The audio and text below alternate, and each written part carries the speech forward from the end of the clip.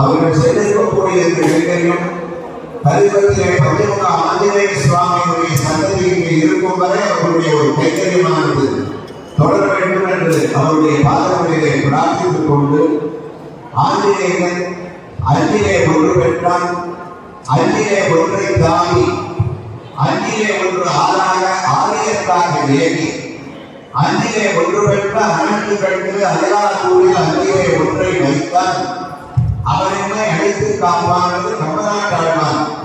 ஒரே ஒரு வாசகத்திலேயே நமக்கு இந்த 5 புறப்படவும் அப்பான் எடுத்து இருக்கிறார். பஞ்சபுரம் அந்த 5 என்பதற்கு கம்பன் அற்புதமான ஒரு வாசகத்தை எழுதியிருந்தார்.